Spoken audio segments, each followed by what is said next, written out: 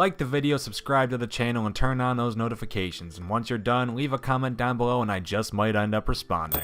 The men and women of WWE don't exactly get too much integration, but it's slowly making its way back into the product. Between the Mixed Match Challenge immediately putting together some situations where confrontation is inevitable and the return of valets like Zelina Vega, who often dabble in dropping a few hurricanranas on the opponents of Andrade, it actually happens more often than we're probably even realizing. Back in the day though, wow, WWE really did not give a shit. Insert clip here of Steve Austin bashing Lita with a goddamn chair.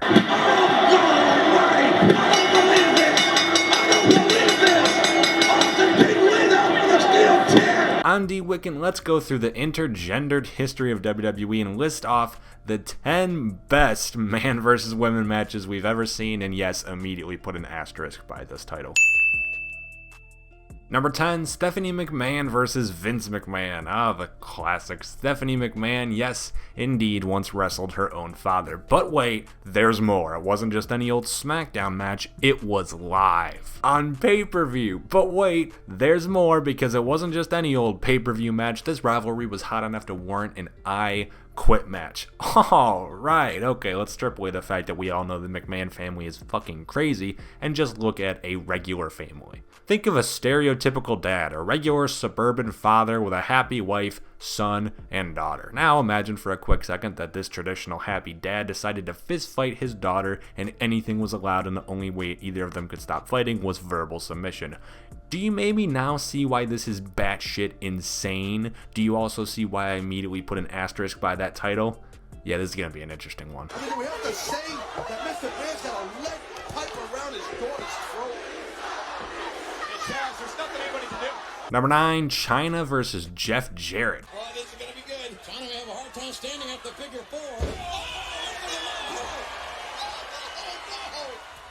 As if a man versus woman match back in the 90s actually needed something else to make it infamously controversial, we have the match where Jeff Jarrett played his ultimate trump card and conned Vince McMahon out of $300,000. How did he do it? How did J.E. double fuck that whole nickname manage to outsmart Vinnie Mac? Well, no one realized that Jarrett's contract had run out a few days before he was supposed to defend the Intercontinental Championship against Chyna, and he basically told Vince to pay up or watch the title make its way over to WCW. And so Vince paid up and we got our match. And oh yeah, it was like a good housekeeping match or some dumb bullshit too, for as big as it is to see Chyna win the Intercontinental Championship, and forever respect to her for that. It's kind of amazing that somehow it isn't even the most memorable part of this scenario.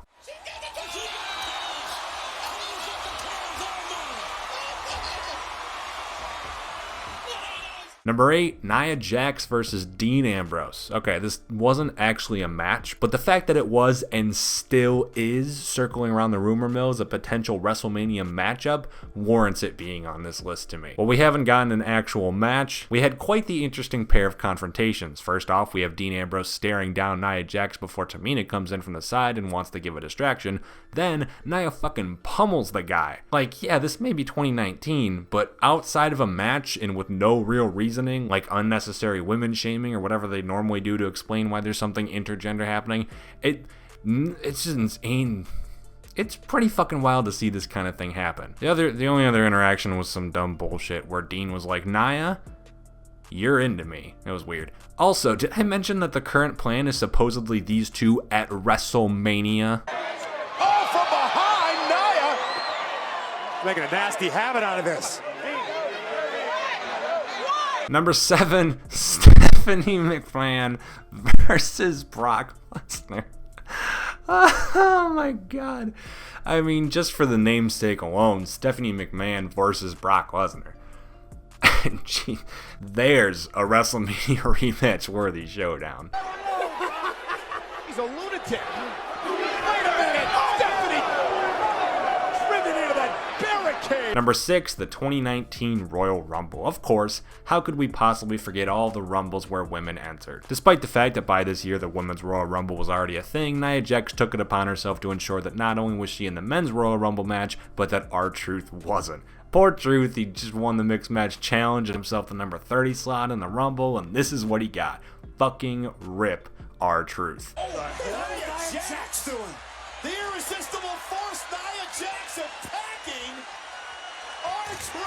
That's 2 men assaulted by the rampaging Nia Jax, and also 2 Rumbles in the same night to have someone who didn't belong enter, if you remember what happened with Becky Lynch. This may not have been the most entertaining female in a Rumble, but it's definitely an intriguing one going forward, seeing as WWE didn't shy away from the idea despite the Women's Rumble already existing. She's out of it. Oh my God! No!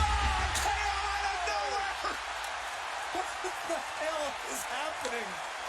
Number 5, the 2012 Royal Rumble.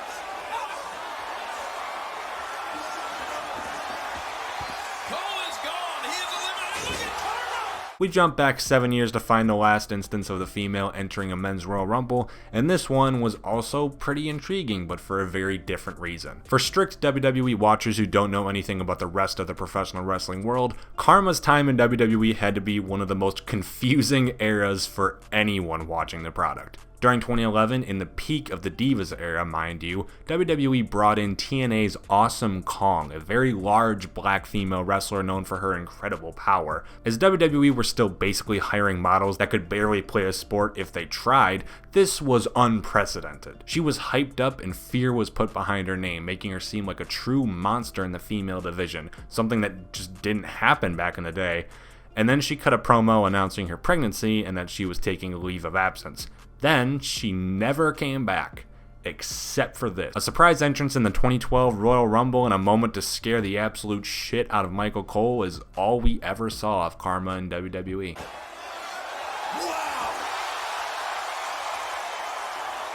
Oh my goodness, Dolph Ziggler! Number 4, the 2010 Royal Rumble. It's Beth Phoenix's music. The Glamazon! Oh my God! Just the second woman in Rumble history. Of all 4 women who have entered into the men's Royal Rumble matches, Beth Phoenix is still the best to me. I know, I didn't even include the first, Chyna, but let me explain. First off, Chyna's already on this list, and she isn't done being on this list, so she really didn't need mentioning since the appeal of her fighting guys is already showing itself. More importantly, Chyna was always billed as a fucking machine. She was the powerhouse of DX, she was the genetic freak of the group. Karma, as we mentioned, was the first big, monstrous female wrestler, and obviously Nia Jax followed in her suit. These all make sense, at least from WWE's perspective of not wanting men and women to fight. Throw out your most vicious female shark into a pool of male dolphins and let them play. An analogy that really doesn't make sense, seeing as those sharks would kick ass and the women collectively have had, I believe, 3 eliminations. Nonetheless, Beth Phoenix is not a monster. Beth Phoenix is just a regular female wrestler, the most average female wrestler, not in terms of quality, but in terms of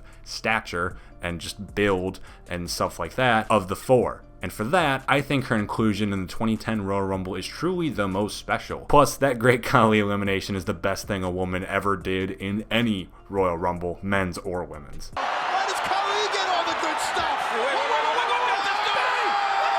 God! Never trust a woman. Look at that. Number 3, the WrestleMania 25 Divas Battle Royal. Whoa. Hey, wait. Well, the diva you talked about just became the survivor.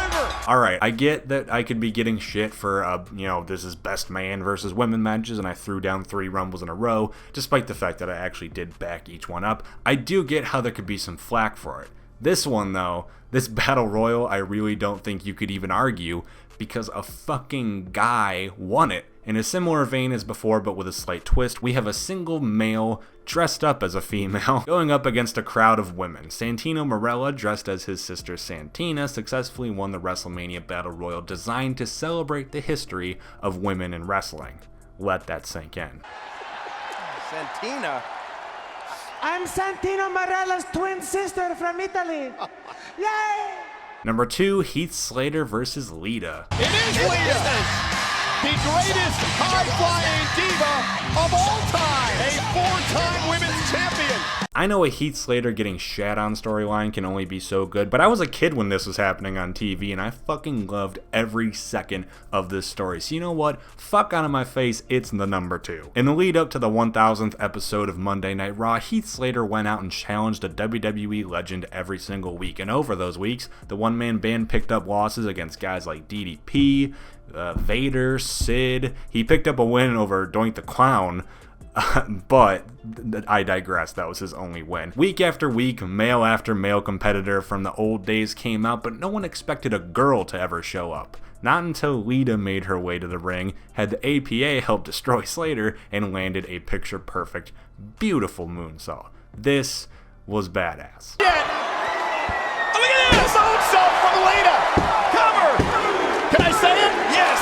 Vintage Lita! And number 1, Chyna versus Chris Jericho. Okay, if it hasn't been that obvious, this has been a bit of a joke video, pointing out, you know, WWE in comparison to maybe a Lucha Underground, where man versus women matches just happen, and how weird the history is in WWE. This, though, this right here, this match, is probably the only great man versus woman match we're ever going to see in WWE. It actually happened a few times, once on SmackDown, then again at Armageddon, but for my money, Survivor Series 1999 is the one to watch. So instead of dragging this video on, I'm telling you all to go out and watch history, as these two put on possibly the only good match we're ever going to get between both genders. To the midsection. Oh, look at that! Chyna with a spear! We got big problems out here! Jericho and Chyna! And those were the 10 matches featuring both men and women in WWE. It's a weird history we have. What were your thoughts? Let us know in the comments down below after liking the video, subscribing to the channel, and notifications-ing that bell.